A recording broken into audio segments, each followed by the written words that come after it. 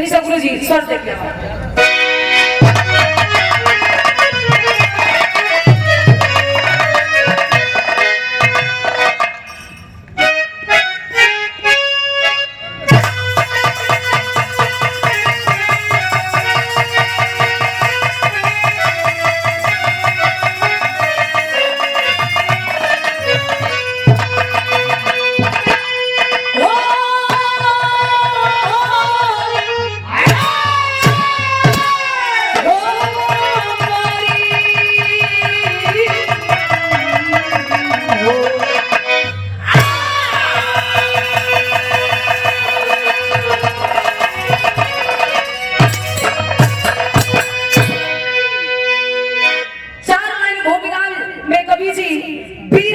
बहुत बड़ी बात लिखल का लिखत हो गुरु जी उठा के रख भी रस के भाव हो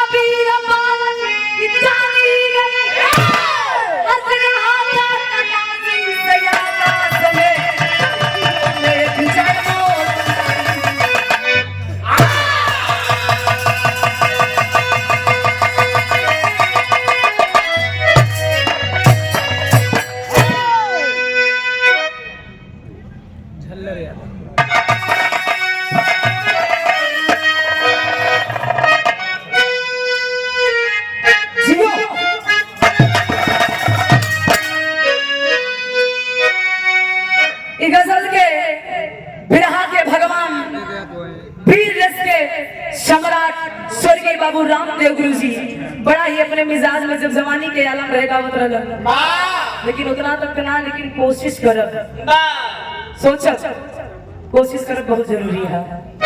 संतोष नेता पंडाल के कोषा अध्यक्ष धर्म के बड़े भाई संतोष नेता भैया की तरफ से 200 रुपए का आशीर्वाद बहुत बहुत पहले की प्रणाम हो। लाइन है गुरु जी कैसे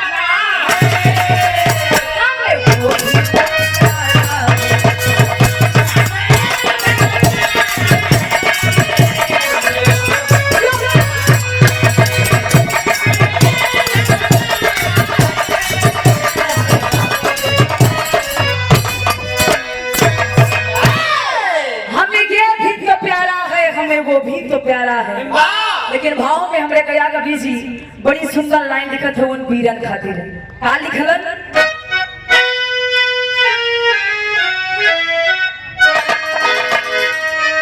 सपना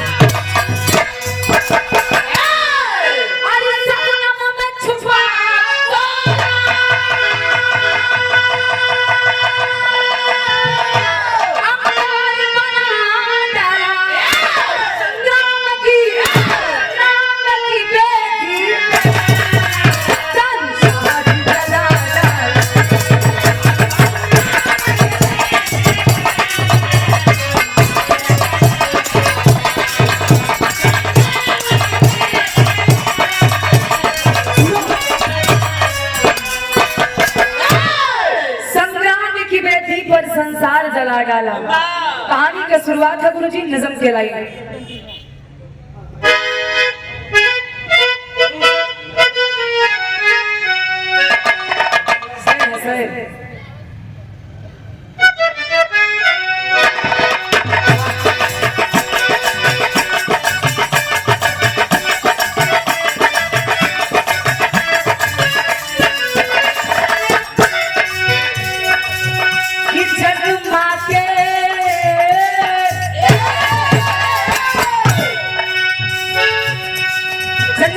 पांच बेटे पांडु गुजर गए, जन्मा के पांच बेटे पांडु गुजर गए, धृतराष्ट्र को भतीजे पांडव लड़ गए।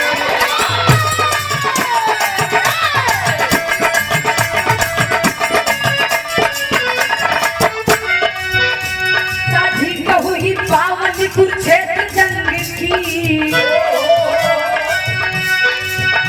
साधी कहुई पावन कुरुक्षेत्र जंग की, बाजी है दंड शक्ति विकराल रंग की।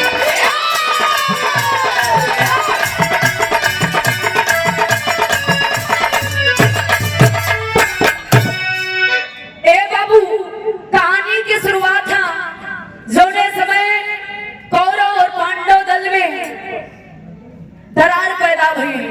उस दरार के कारण का रहे राजा पांडु के दो पत्नी, एक कुंती दूसर माद्री।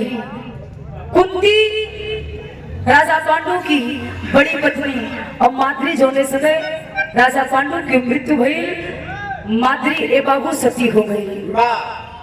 कुंती पांचों लड़का के पाल पोस के बड़ा कैला से भैया एक जंगल में कुटिया में। जब लड़का बड़ा भइलन त माई से सवाल कैलन कि ए माई का हमनी के कोनो घर रखे ये जंगल में। कुंती करस किनारे बेटा नारे बेटा ई जंगल हमनी के घर ना हा, तोहर पिताजी महाराजा रहलन।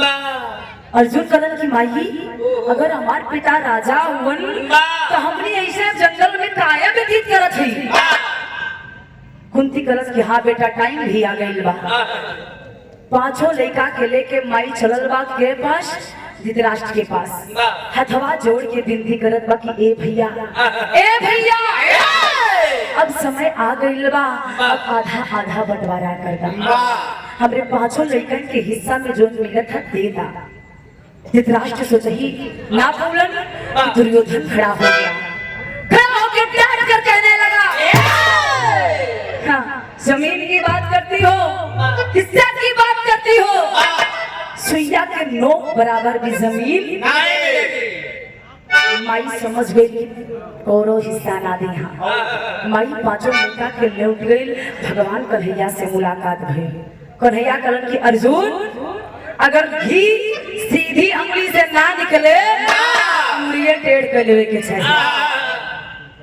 यार कन्हैया के मार्गदर्शन अर्जुन जब देखलन तो कन्हैया कलन की भगवान अर्जुन एक काम करा, अब तोहार भाइयन तो के हिस्सा ना दे, अब तू कुरुक्षेत्र के रचना करना सीधे से ना तो टेढ़े तो मिलवे करी। कुरुक्षेत्र के रचना भइल बाबू। फिर से माई कुंती के डर बा कि कौरव की अपार सेना हमारे 5 गो लड़का, अगर हमारे लड़कन के कुछ हो गई तो हमारी जिंदगी व्यर्थ हो जाएगी। माई चलल बा तो हम चलल गुरुजी बिहार में तरज नजर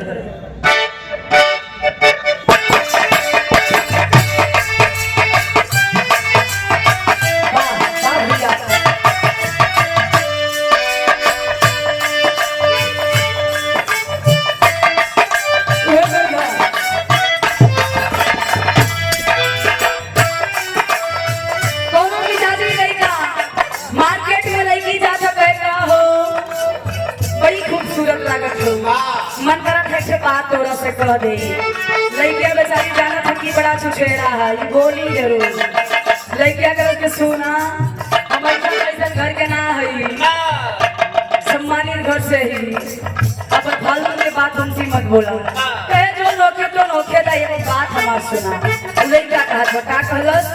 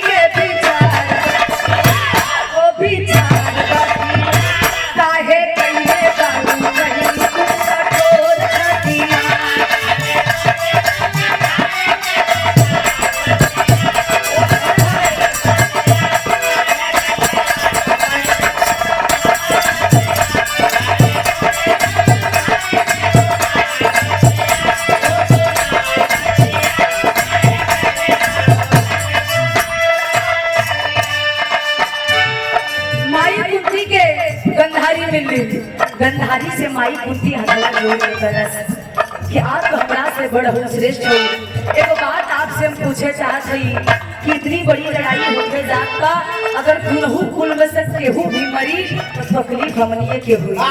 परिवार तो एक ही है ना। गंधारी मना कर दिलत कि हमरे बस की बात ना बा, आगे बढ़ल बा। एकरा से मिलस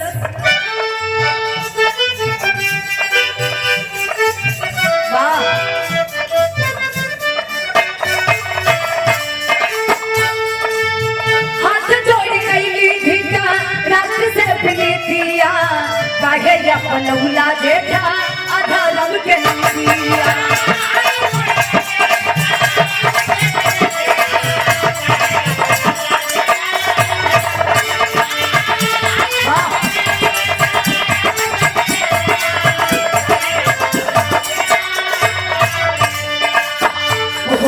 माटी जीवन माटी में मिल जाए बतिया, मिल जाए बतिया काहे कहिए कलम कहीं कटोरा।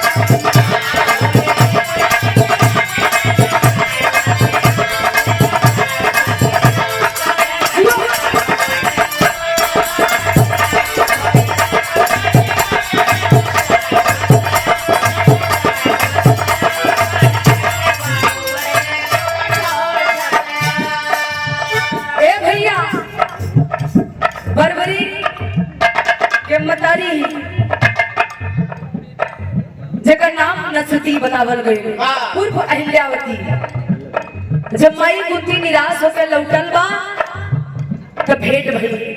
नसती पूछा था कि ए माई तोरे अखिया में आंसू काहे बा? ए बाबू आज जब माई नसती देखा था कि कुंती की अखियां में आंसू बा तो पूछलस एकर कारण का हा? कुंती रो रो के पूरी बतिया बतौलस कि आज कौरव और पांडव में लड़ाई होके जा था। हमारे 5 गो बेटवा कौरव की अपार सेना, अगर ये लड़ाइया हो जाई हमरे बचपन के कुछ हो जाई तो हमारी जिंदगी व्यर्थ हो जाई, हम की करे सारे जियो। नसती बात सोचलस और समझलस। कुंती चल जावे। नसती के बेटवा जोने बेटवा के नाम बरबरी बतावल गई। 12 से 14 साल के उम्र बा, बगीचवा में खेला था। जाके नसती कलश किया बेटा, ये तेरा उम्र खेलने का नहीं रहा है। अगर वीर बनना चाहती हो तो मेरी एक बात मानो। बरबरी कलश की माई हम तो वीर बन ही चाहत है। कलिन वीर बने चाहत हुआ तो हमारे एक बतिया माना। का कलिन गुरुजी विराम तरज हो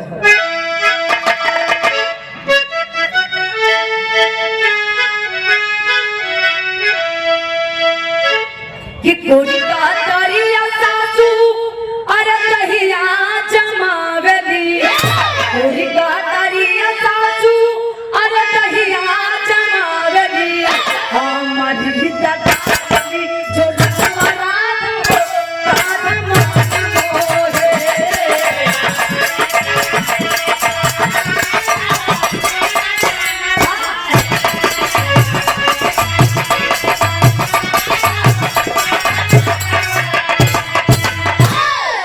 नसती अपने बेटवा बरबरी से समझावत है।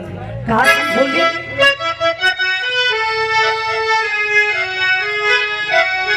अरे बेटा बरबरी के मतारी तब बुलावेली। बेटा बरबरी के मतारी तब बुलावेली। बातिया ललका जल्दी दलिया दूधा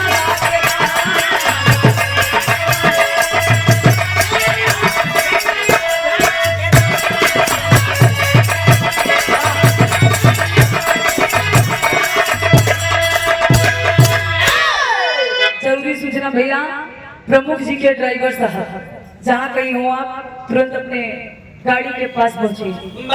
ए भैया मतारी समझावा था बेटा के कि बेटा तू वीर बने चाहत हुआ, अपने माई के दूध के कर्ज अदा करे चाहत हुआ तो हमारा बात माना। का कहली अरे महाभारत देखबै तोहरी वीर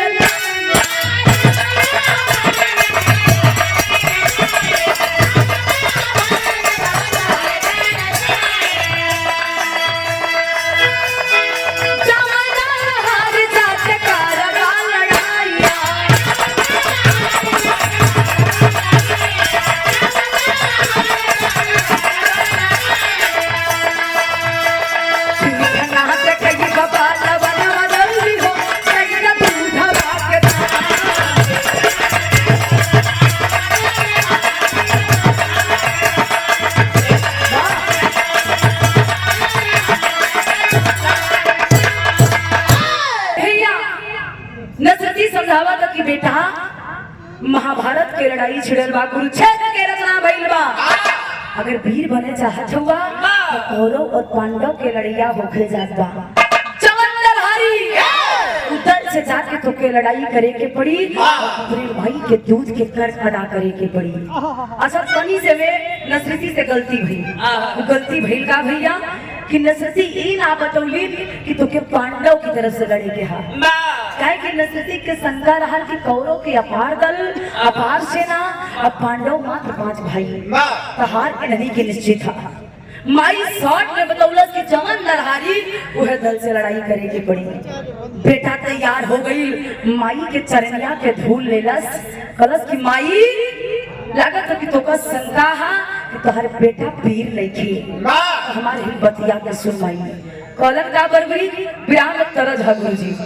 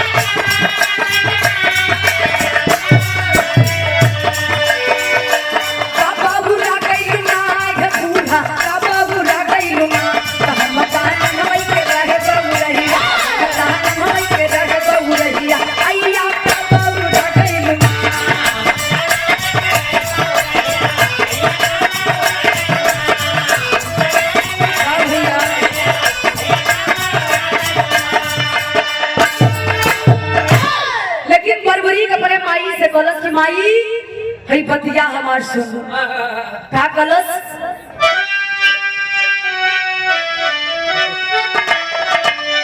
अरे काहे तेरा गइल नार माई काहे तेरा गइल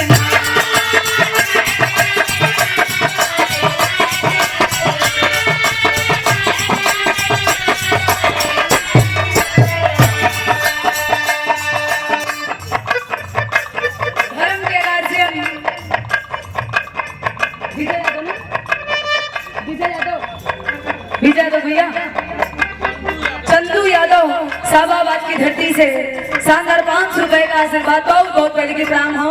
आशीर्वाद का प्रतीक्षा बात ए भैया लड़का 14 साल के बाद आप लोग दिमाग लगैया, एक 14 साल का लड़का कितनी बड़ी बात बोला था। क्या कहलन भैया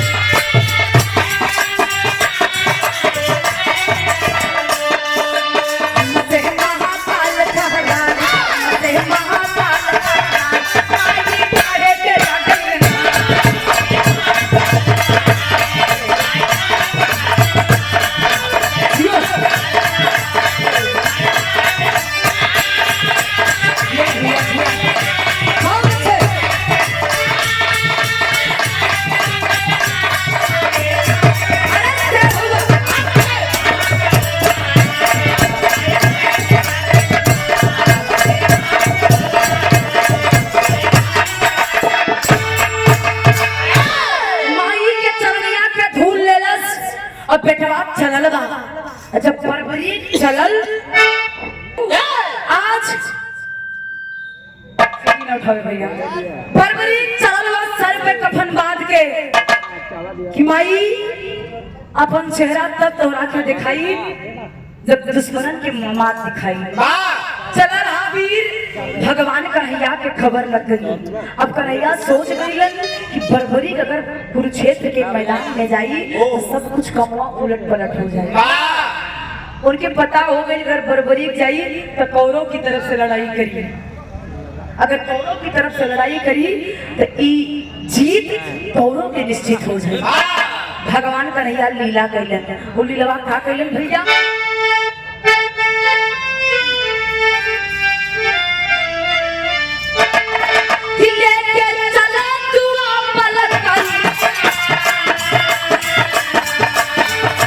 लेके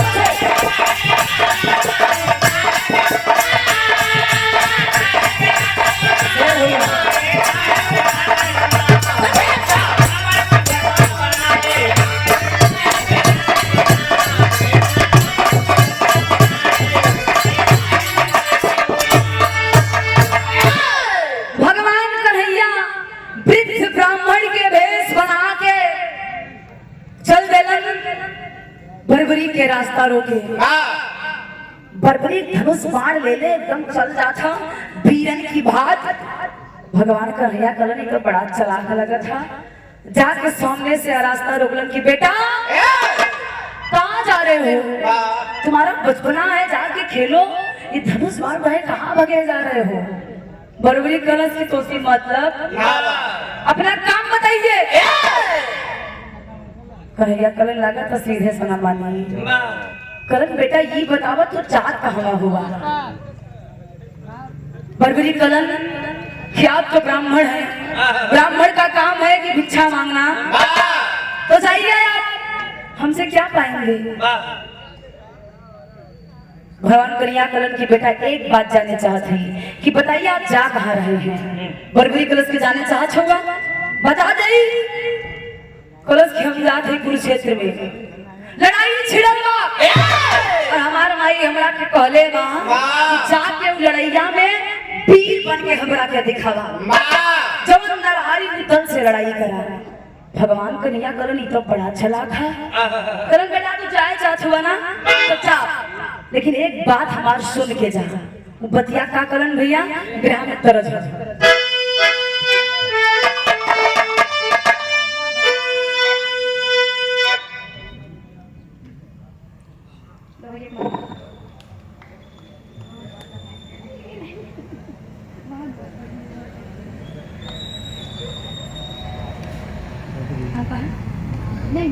नहीं बता दो, नाम नहीं बता दो।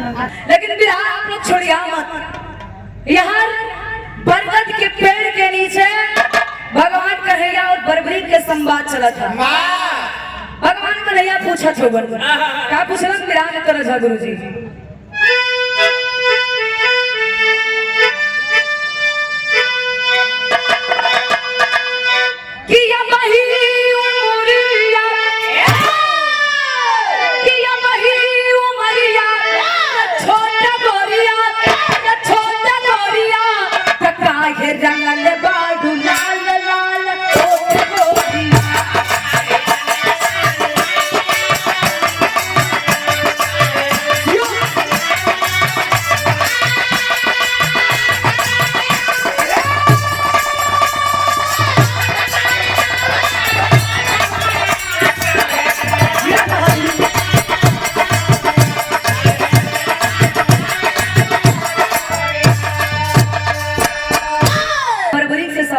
का कैलन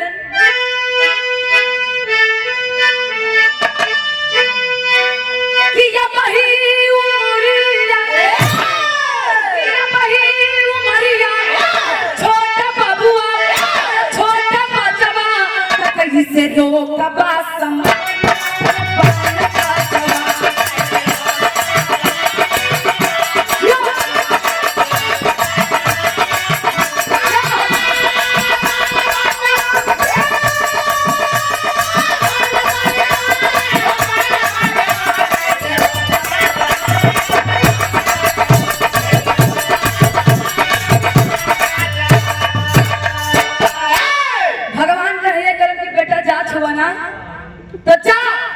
लेकिन तुहार उम्र बड़ा छोटा बा, तोरे उम्र के देख के हमके दया आवत है।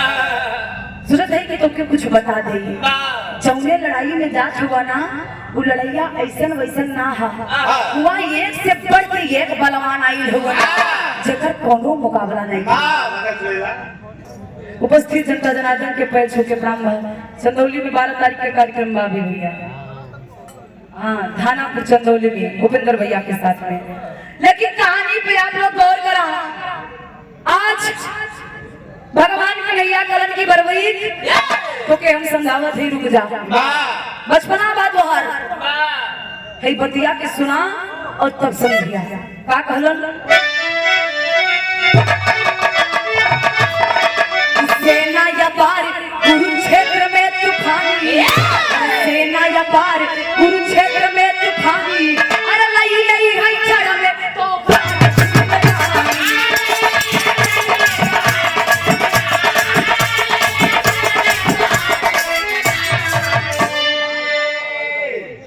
धर्म के गार्जियन विनोद पाल बल्टा वाले भैरवन की धरती से 100 रुपया भैया के आशीर्वाद बहुत बहुत प्रणाम है। खोलन की कुरुक्षेत्र के मैदान में तमाम वीर बैठल हुवन, तमाम वीर हुवन तोहार वहां चली ओली ना जान अपन बचाला, अपने जान के बचावा मत जा। बरबरी कंस की ना हम जा जाई हम हे भैया भगवान कन्हैया करन अगर जइबा त हमारी एक बात माना तो आज परीक्षा लेवे चाहत हई। अगर वो परीक्षा में पास होबा तो के हम कुरुक्षेत्र मैदान में जावे के आदेश देव ना तू जइबा ना। परीक्षा का लेलन भैया तो भैया पर जन्म मनबा तब बात एगो दे दी, अरे पर जन्म मनबा तब बात एगो दे दी, अरे पीपर के पाती के पिया छेड़ा।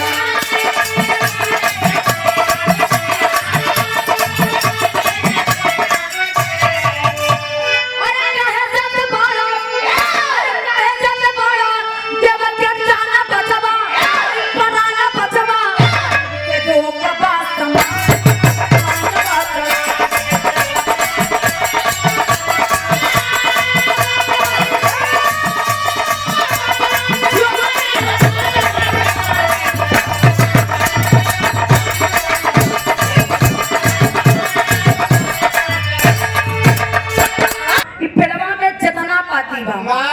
जितना पाती है कुल पतिया के एक ही तीर से छेदा।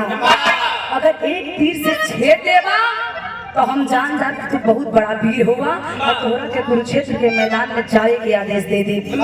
हे बाबू भगवान कन्हैया के पतिया सुनबे ना कैलस, बरबरी मुस्कुरा के धनुष और बाण ठौलस। जब धनुष बाण ठौलस तो कैलस का भैया ब्याह में तरज है।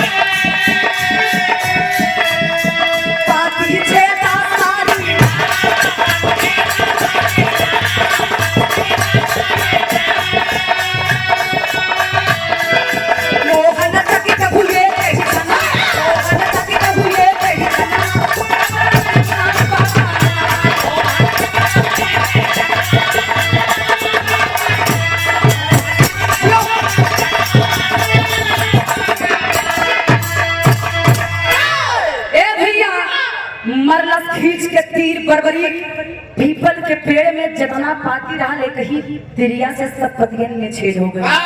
भगवान कन्हैया चलाकी कैलन, चलकिया क्या कैलन एक पतिया के तुरा के अपने एड़िया के नीचे छुपा लेलन। कन्हैया कन हो गई बरबरी कलश की हो गई देख रहा। कन्हैया देखा तो बोल गरीब बाप रे बाप ये कहू पाती ना बचल रहा कि जोने पाती में छेद ना भए। धीरे से कन्हैया अपने एड़िया के नीचे वाली पतिया उठाई कर देखे बरबरी मुस्किया लगल कलश का हो वही चला खुआ देखा उनमें कईयो छेद बा। देखलन तो बाप रे बाप कन्हैया चकित ये तो बहुत बड़ा वीर है लेकिन रोकल कैसे जाइए। अब कन्हैया दिमाग लगावत होवन लगौलन का भैया तेरी है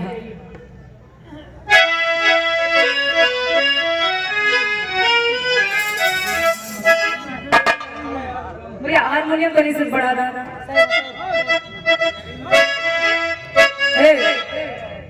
भगवान कन्हैया जब जान गए तब पूछत हो सर गए ब्राह्मण रूपी कृष्ण कहे, ब्राह्मण रूपी कृष्ण कहे धन्य वीरता तेरी है, महाकाल भी ध्यान आए जब बाजी रण में किस वंश के दीपक हो तुम, कन्हैया पूछत हो किस वंश के दीपक हो तुम, क्या नाम तुम्हारा बतलाओ, क्या क्या भिक्षा इस ब्राह्मण को शौक से तुम लड़ने जाओ, नाम मेरा बर्बरीक सही, बर्बरी बतावा था कि नाम मेरा बर्बरीक सही, गदो वचन बलशाली, अरे मांग इच्छा जो तुम्हारी वचन न जाए, काहे बाप का नाम घटो को अच्छा है, हमारा नाम बर्बरी का है, हमारे खानदान में नियम है कि जे केहू वचन मांगेला के हम लोग मना, अगर वचन दे देली तो पूर्ण भी करीला। आखिरकार ये भैया भगवान कन्हैया कलन हम तो यही चाहत रहे, तू वचन दा और हम मांगी तोहरा के फसाई। ब्राह्मण भेष में हुआ वचन में मंगलन का गुरुजी तेरी के लाई नहीं।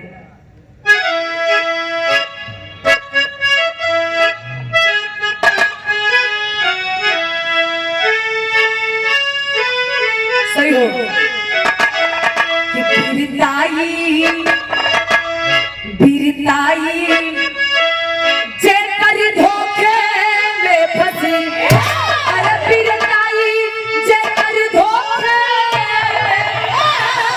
बीरताई जे कर धोखे में फंसी, जंग की पली बेटी पर मांगे दानकन,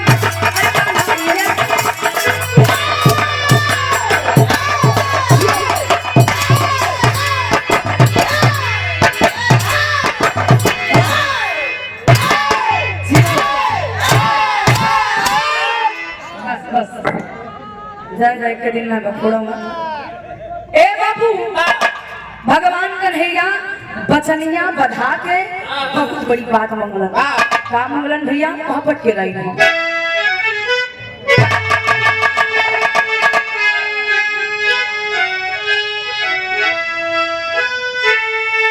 अरे बचन बधा के करवउले करार मोहन बरदाई, अरे बचन बधा के करवउले करार मोहन बरदाई, कान में सिरवा मुंडिए उपहार मोहन बरदाई।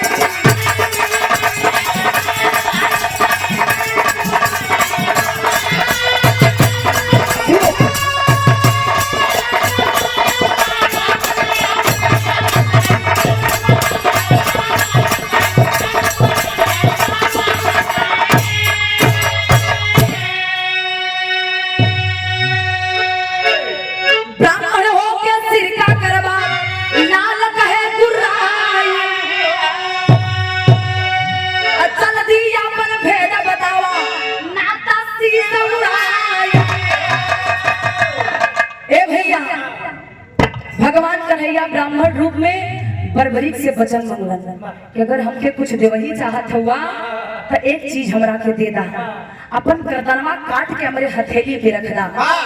बाप रे बाप बर्बरीक सुन के अवाक रह गया कि ब्राह्मण होके मेरा गर्दन मांग रहे हो, ये सही नहीं है, तुम ब्राह्मण नहीं हो, कौन हो जल्दी अपने असली रूप में आओ, नहीं तो जिस प्रकार इस पीपल के पेड़ में जितना छेद कैले ओकर कईयो हजार गुना तोहरे शरीर कर नहीं सुनते। अच्छा ए भैया बर्बरी खिसियाई बाबा भगवान कन्हैया करनी सन की लड़का है, ईमानी कुछ भी कर सकता है। बर्बरी से जब भगवान कन्हैया मंगलन तो एक बात और कहलन कि बेटा गर्दन देवे से पहले एक बात हमारा भी सुन। बतिया कहा कि अगर तू कुरुक्षेत्र के मैदान में जात हुआ तो हुआ कमान अपन और तीर तलवार चलेगा कि तू जीत जाएगा। ए भैया ए हेलो मात्र 5 मिनट और बचल बा, शांति बना रहा इसे, आप लोग भगवान हुआ। ए बाबू आज बर्बरी बतावत बा कि हमारे पास 3 ही बाण बा, 3 बाण बा मात्र 3 बार से यही खड़े खड़े पूरी महाभारत की लड़ाई समाप्त कर दे। जितना वीर हुआ सबके धराशाही कर दे, यही खड़े खड़े। लेकिन हम वो जानना चाहते हैं कि कितना बड़ा वीर आई हो। भगवान कन्हैया कल तीनों बड़वा के कलाकारी बतावा। पहला बाण बताता है कि बता दूं या चला दूं। कन्हैया कलन बेटा चला के दिखा। पहला बाण बर्बरी चलौले बा। कुरुक्षेत्र के मैदान में जितना वीरन के रथ के ऊपर पताका फहरत रहल, सब पताका कट के धरती पे गिर गए। सच्चाई है, वो पताका मान सम्मान होला राजा महाराजा लोगन के। कलन के प्रभु पताका कट गई, पहला संकेत दे देली, परंतु सरकार चला जो सरकार खींच के मर लेना। कलश की जांच था कुरुक्षेत्र के मैदान में जितना वीर हुई, सब वीरन की निशान लगा के आई। कौनी कौनी जगह के कर तीर लगी, ओकर मृत्यु हुई। अब भगवान कन्हैया बड़ी चिंता में कि कुरुक्षेत्र के मैदान में तो हम रहा। कलन बेटा ये बताओ, वो कुरुक्षेत्र के मैदान में हो सके हम भी जाएं। उठा के देखा। अच्छा कलन, आप कहू अपन पैर उठावा, उठा के देखा, आप के निशान लगल हो। भगवान कन्हैया जब पैरवा उठा के देखलन तब पैरवा में निशान लगल रहे। बाबू समझ गईलन, सोच गईलन कि बड़ा खतरनाक ही भीड़ है। कलन बेटा तीसर का चलाओ मत, बस ओकर कारनामा बता दे। कलश के प्रभु अगर तीसर का चला देव ना तो जहाँ जहाँ निशान लगल बा वहाँ जाके कहानी खत्म, महाभारत समाप्त। कुरुक्षेत्र में हमके जाए की जरूरत। भगवान कन्हैया मान गए बहुत बड़ा वीर है, अब के जावे ना दे के बाद कलन के बेटा पर गर्दनवा काट के दे, हमारा छुट्टी हो जाए। बरबरी कलश के तोके मुंह के दिखाई देते है। हाँ, इतना बड़ा अगर वीर है तो बुद्धियो तो हमारे पास है बा। अपने असली रूप में आवा ना तो फिर तोहरों गर्दन काट के लगा ही दे बात। भगवान कन्हैया अपने असली रूप में आते हैं। जब असली रूप में उलन तब बरबरी खतवा जोर के विनती कैलस कि प्रभु आज तो कुरुक्षेत्र का मैदान की रचना करने वाले हैं, सत्य की जीत कराने वाले हैं, तो हमारे साथ से काहे छल करत हुआ, काहे ऐसे कैला? हमरे सवाल के जवाब दे दिए प्रभु। हम गर्दन आपके काट के दे दे, हमके तनिको चिंता नहीं खेबा। 12-14 साल का लड़का आज एक वीर की भांति भगवान कन्हैया से आंख मिला के सवाल करता है। कैलाश का गुरुजी आल्हा के लाइन हम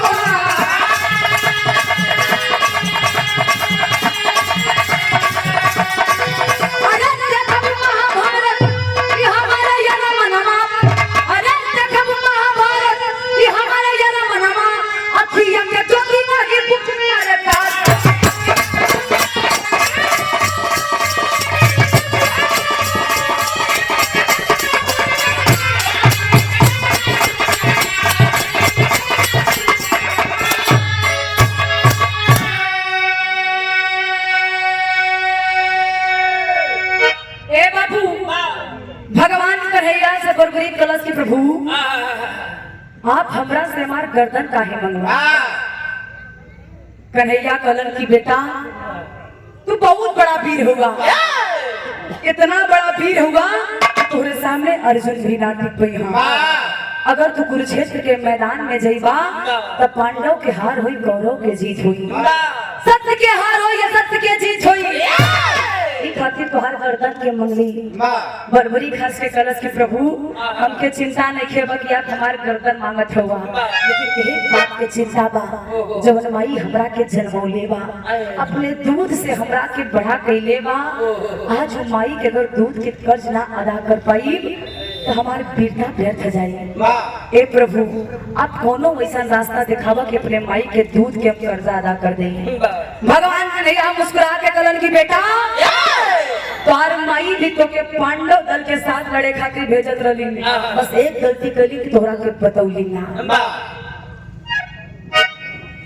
बरबरी कलश की प्रभु लेकिन अंतिम इच्छा हमारा गर्दन काट के दे दे। एक आखिरी और अंतिम इच्छा बा कि हमार दोनों अखिया के रोशनी बुझे ना पावे। महाभारत की पूरी लड़ैया हम देखे चाहत हई कि कितना बड़ा वीर आई होगन, अपने दोनों आंख से हम देखे चाहत हई। भगवान कन्हैया आशीर्वाद दिलन कि बरबरी तुम्हारा सर भले अलग हो जाएगा लेकिन आंख की रोशनी कभी नहीं बुझेगी। गर्दन काट के ए बाबू कन्हैया के हथेली पे बरबरी रख ले। बारे दुनिया के मालिक मुरलीधर कन्हैया आज दोनों आंख से आंसू झरझर झरझर गिरने लगे कि बारे बेटा इतना कम उम्र में इतना बढ़िया काम कैले हा। भगवान कन्हैया के आंख से आंसू गिरे था, उस सर के लेके चलल हुवन कहा सुमेर नामक पर्वत पे, जो पर्वत से पूरी महाभारत की लड़ाई दिखात रहे। ले जाके रख दलन और महाभारत के लड़ैया दिखात बा। महाभारत के लड़ाई खत्म भइल तो होत का बा गुरुजी खड़ी के लाई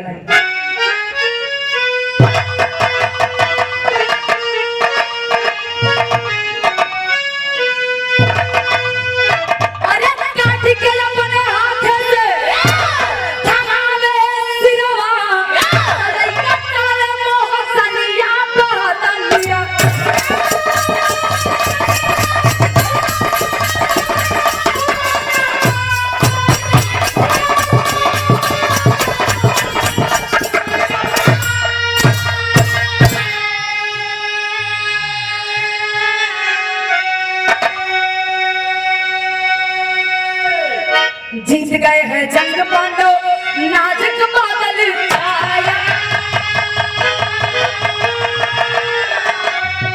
अरे यार जो भीम ने गुलस्ता को चिंता गई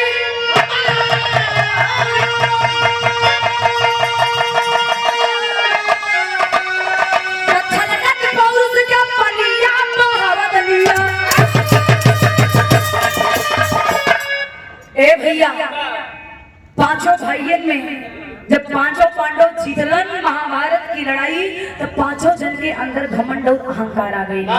भगवान कन्हैया के पता लगल, कन्हैया पांचों भाई के लेके चलन वही सुमेर पर्वत पे, जो पर्वत पे बरबरी के कटल से रखल रहे।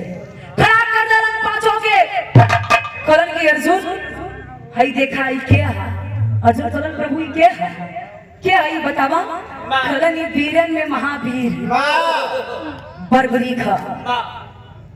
कलन मतलब कलन इनके सामने तोनी लोगों के वीरता के गुणगान करवाई। देखा तो बना सर कटल बा लेकिन ये लोग बहुत तारीफ करी है। बा कन्हैया खेला करते हो कलन बरबरी बता दे बेटा पांचों में से सबसे बड़ा वीर बरबरी खासे लगल। कुछ देर तक चुप्पी मरलस। कलश के प्रभु काहे हमरा से बोलवावत हुआ कल ना यार तोहरा के बतावे के पड़ी। बरबरी कलश के जाने चाहत हो तो जान ला। महाभारत की लड़ाई में हमके दुइये चीज लौकल। वो दो चीज हल्का भगवान विष्णु के सुदर्शन चक्र और महाकाली के माई काली के तलवार। सुदर्शन चक्र और तलवार यह दुइये चीज दिखाई देला। ई दू चीज के अलावा हमका कुछ दिखाई ना देगा अब पांचों भाई बड़ा चिंता में कि अगर सुदर्शन चक्र और तलवारें कुल कारनामा हाँ तो हम पांच भाई कहाँ रहे छिलत वाले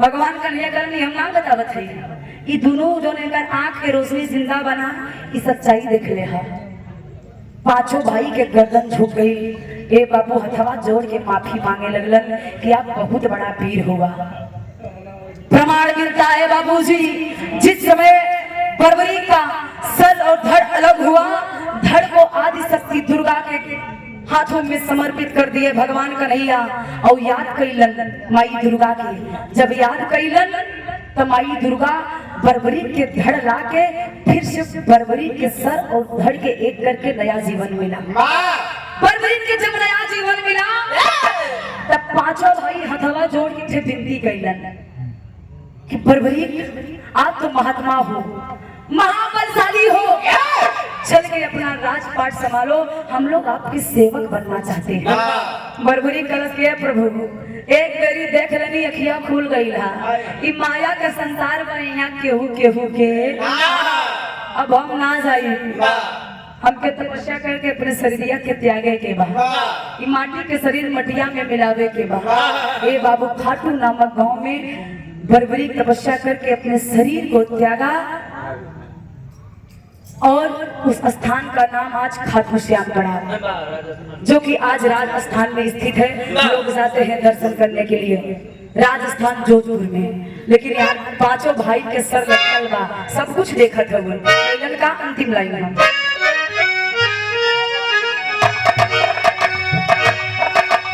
छुपल भेद मधुसूदन जी दिहले तब दिखला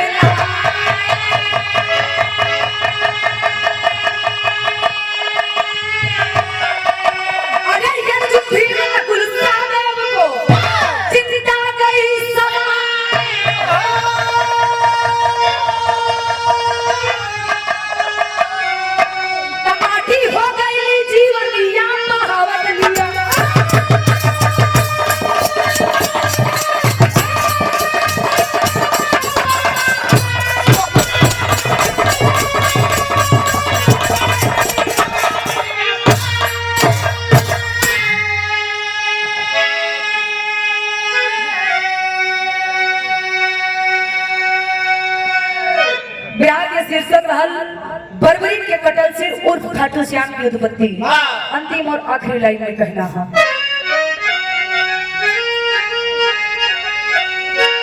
गुरु बिहारी गुरु गणेश आंखें अभी